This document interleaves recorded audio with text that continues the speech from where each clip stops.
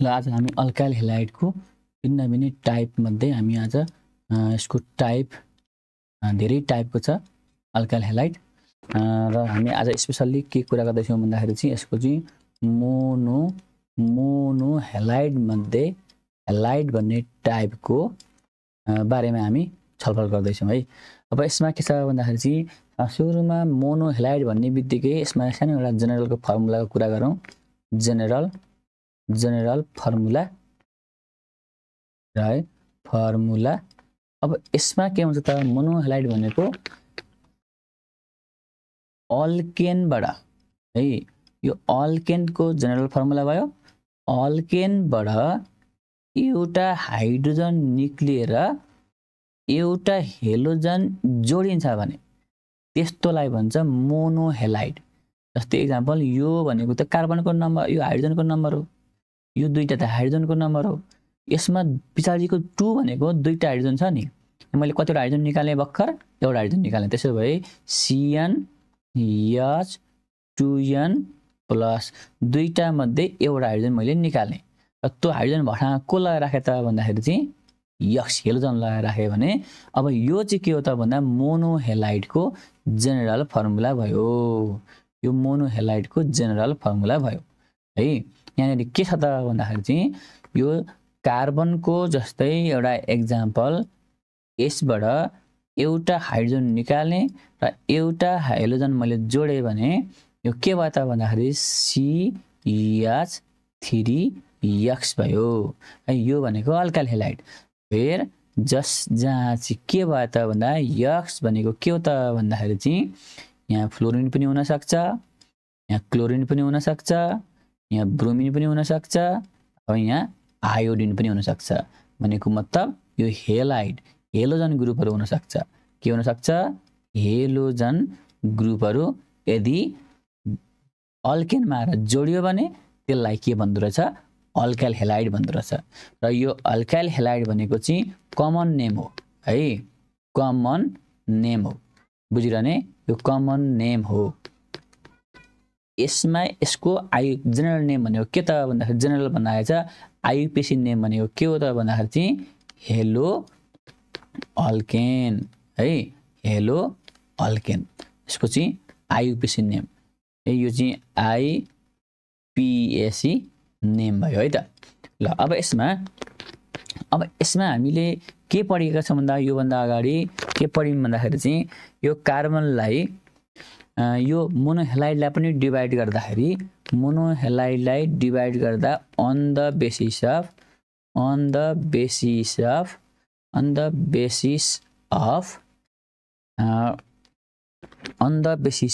Type of carbon भनेर carbon त्यो कस्तो type of carbon where halogen are bonded, halogen atom है, halogen are bonded भनेको कस्तो टाइपको कार्बनमा हेलोजन आर जोडिएको छ त्यसैकै आधारमा यसलाई पनि हामीले छुट्याइदिएका थियौँ। जस्तै एक्जाम्पल हामी सेकेन्डरी कार्बन छ भने यसलाई भन्छ प्राइमरी कार्बन छ भने त्यहाँ जोडिएको छ भने प्राइमरी अल्काइल हेलाइड है, अल्काइल हेलाइड भन्ने गरिन्छ। त्यस्तै सेकेन्डरी कार्बन छ भने त्यहाँनिर जोडिएकोलाई सेकेन्डरी अथवा सेकेन्डरी अल्काइल हेलाइड भन्ने गरिन्छ। र थर्ड डिग्री कार्बन छ भने त्यस्तोमा जोडिएको यदि हेलोजन त्यस्तोमा जोडिएको छ भने त्यस्तोलाई के भनिन्छ भन्दाखेरि चाहिँ थर्ड डिग्री अथवा टर्सरी है, थर्ड डिग्री अल्काइल हेलाइड अथवा यसलाई के पनि भनिन्छ भन्दाखेरि चाहिँ प्राइमरी अल्काइल हेलाइड। अर्कोलाई के भनिन्छ भन्दाखेरि चाहिँ सेकेन्डरी अल्काइल हेलाइड र तेस्रोमा के छ भन्दा टर्सरी है, टर्सरी अल्काइल हेलाइड भनेर पढ्ने गरिरहेको छ है। यो टाइप अफ कार्बन हामीले लगभग बुझेकै छ। यदि बुझेको छैन भने अर्को क्लासमा हामी त्यसलाई समेट्नेछौँ। र आज मैले अलिकति फोकस गर्न खोजे चाहिँ के हो त भन्दाखेरि चाहिँ दोस्रो दोस्रो टाइपको यो मोनोहेलाइडको दोस्रो टाइपको के अरे डिफरेन्स अथवा टाइप। यसलाई दुई भागमा बाँडिएको छ। मोनोहेलाइडको पहिलो टाइप यो अन द बेसिस अफ के अरे हेलोजन कुन कार्बनमा जोडिएका आधारमा। दोस्रो टाइप भनेको चाहिँ अब हामी के on the basis of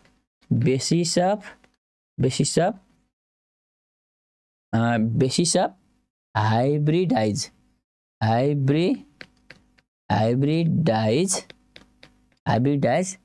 carbon है। On the basis of hybridize carbon where halogen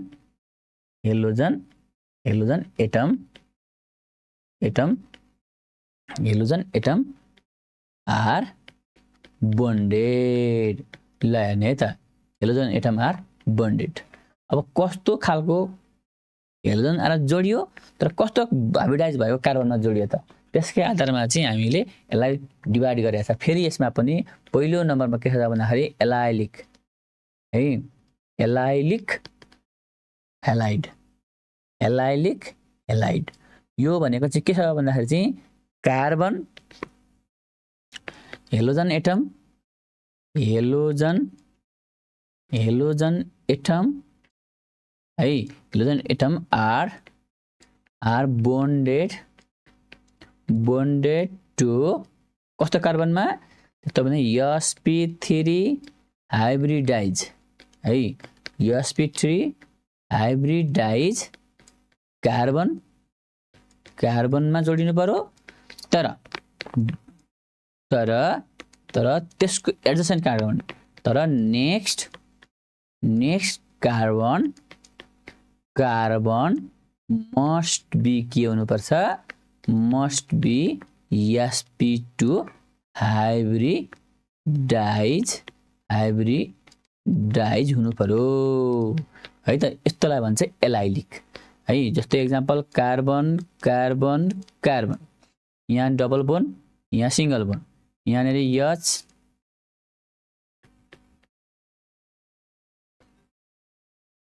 ल।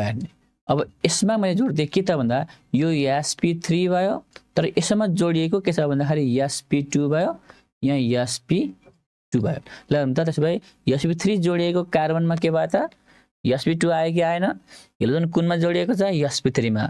त्यो जोडिएको sp3 हाइब्रिडाइज कार्बन कुनमा जोडिएको छ sp2 मा। त्यसो भए यो एलाइलिक भयो। यस्तै अर्को एक्जाम्पलमा यहाँ एक्जाम्पलमा लेखौँ।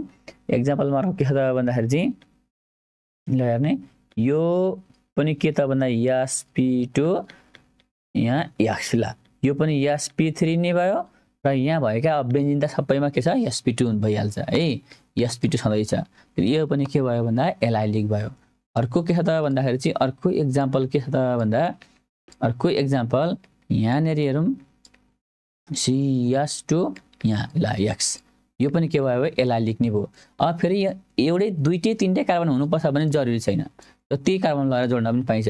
यहाँनिर के भयो, यहाँ तिमीले x ल्याएर जोड्यो भने पनि के भयो एलाइलिक भयो। के भयो एलाइलिक भयो भनेर बुझ्ने है त, के भयो एलाइलिक भयो भनेर बुझ्ने है।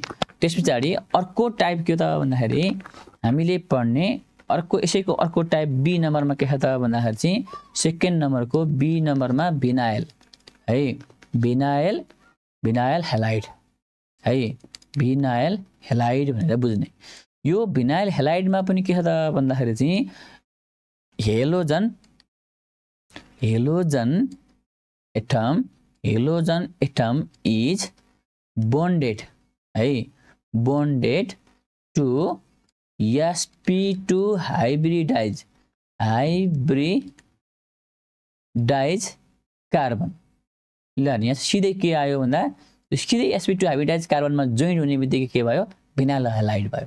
जस्तै एक्जाम्पल कार्बन डबल बोन्ड यहाँ x, यो पनि के भयो भिनाइल हेलाइड भयो। अर्को के छ भन्दाखेरि चाहिँ अर्को कम्पाउन्ड के छ भन्दाखेरि चाहिँ यो के भयो भन्दाखेरि चाहिँ यो पनि भिनाइल हेलाइड भयो। अर्को कम्पाउन्ड के भयो त भन्दाखेरि चाहिँ ध्यान दिइरहने है त। अर्को के छ भन्दाखेरि चाहिँ यहाँनिर CH यहाँ x भयो 2 ल यो पनि के भयो त भन्दाखेरि चाहिँ भिनाइल नै भयो है। त्यस पछाडि अब अर्को कम्पाउन्ड के भयो त भन्दाखेरि चाहिँ अर्को कम्पाउन्डमा carbon carbon carbon carbon carbon. अब यहाँ यस्तो छ भने पनि यो के भयो त भन्दाखेरि चाहिँ यो भिनाइल नै भयो। सबै के भयो त भन्दा भिनाइल नै हुन्छ है। यी सबै के भयो भन्दा भिनाइल है। अब यसैमा हामी अर्को सानो एउटा नयाँ कुरा गर्दैछौँ। अब यसैमा जोडेर अर्को टाइप, अब यो मोनो सब्स्टिट्युटेडमा कहिलेकाहीँ चाहिँ यो एउटा सानो समस्या आउँछ। यो एउटा सबैले बुझेको के छ त भन्दाखेरि चाहिँ यो एउटा कम्पाउन्ड के छ भन्दाखेरि यो द्याट इज द यो यसलाई भन्छ टोलेन है। यसलाई भन्छ टोलेन भन्छ है। यो टोलेनलाई टोलेनबाट है, यो टोलेनको मिथाइल ग्रुपबाट यदि है यो पनि यसलाई पनि के छ भने यो टोलेन कसरी बन्छ भन्ने कुरा पनि जोड्नु पर्यो। यो टोलेनमा यो बेन्जिनलाई के भन्छ त भन्दाखेरि चाहिँ यो बेन्जिनलाई एराइल ग्रुप भन्छ। एराइलमा के जोडिएको छ त भन्दा मिथाइल छ है, भनेको एराइलमा अल्काइल ग्रुप जोडियो। यो दुईटा जोडिएपछि के भयो त भन्दाखेरि चाहिँ एरा अल्काइल भयो है। एरा अल्काइल भन्छ यसलाई चाहिँ। यो एराइल प्लस मिथाइल अल्काइल जोडिएकोलाई भन्छ एराइल अल्काइल। अब यसैमा माथि हेलोजन यदि जोडियो भने यसलाई एरा अल्काइल हेलाइड भन्ने गरिन्छ। यो जसैमा यदि यसैमा ल है त यहाँ जोडिहालौँ, योमा एउटा यो टोलेनबाट एउटा हाइड्रोजन निक्लियो भने के हुन्छ त भन्दाखेरि चाहिँ नोटिस गरिरहने, एउटा हाइड्रोजन निक्लियो भने टोलेनबाट एउटा हाइड्रोजन निक्लियो भने यस्तो भइदियो। यसलाई भन्छ ठ्याक्कै, यसको नाम के हो भन्दा बेन्जोइल। यसलाई भन्छ बेन्जोइल। अब यसैमा तिमीले हेलोजन ल्याएर जोड्यो भने यो के भयो त भन्दाखेरि चाहिँ यसमा हेलोजन ल्याएर जोडिदियो भने तिम्रो के भयो त प्रोडक्ट के भयो त भन्दाखेरि CH2X। यसलाई भन्छ बेन्जोइल हेलाइड भन्ने गरिन्छ है, लाइक बेन्जोइल हेलाइड। अब अर्को यही टोलेनबाट दुईटा हाइड्रोजन निक्लियो भने, यो टोलेनबाट दुईटा हाइड्रोजन निक्लियो भने बन्छ के ल हेर्ने है त, बन्छ के बन्यो त भन्दाखेरि चाहिँ यसमा CH यतापट्टि एउटा उतापट्टि एउटा यस्तो खालको कन्डिसन आयो। यसलाई भन्छ बेन्जाल भन्छ। यसलाई के भन्छ बेन्जाल। अब यसमा दुईटै हेलोजन जोडियो भने के भयो त भन्दाखेरि बेन्जाल डाइहेलाइड। के भन्छ बेन्जाइल डाइहेलाइड भन्छ। के भन्छ CH2। यसलाई के भन्छ बेन्जाल डाइहेलाइड। यसको नाम के भयो बेन्जाइल डाइहेलाइड भयो। अब अर्को तेस्रो पोइन्टमा के छ त भन्दाखेरि चाहिँ यदि यो टोलेनबाट तीनटै हाइड्रोजन निक्लेर गयो बन्छ के बनो के त है, यो बन्दैछ के भन्दाखेरि C। यस्तो खालको कन्डिसन बन्यो। यसलाई भन्छ बेन्जो है, बेन्जो भन्छ। यसमा तीनटै हेलोजन आएर जोडियो भने के भयो त, तीनटै हेलोजन आएर जोडियो भने चाहिँ बेन्जो ठ्याक्कै प्रोडक्ट के बन्छ त भन्दा यस्तो खालको प्रोडक्ट बन्छ। के भयो त भन्दाखेरि माथितिरपट्टि CH3। यसको चाहिँ के भयो त नाम बेन्जो ट्राइहेलाइड भयो है। थ्याङ्क यू, आजलाई यति नै।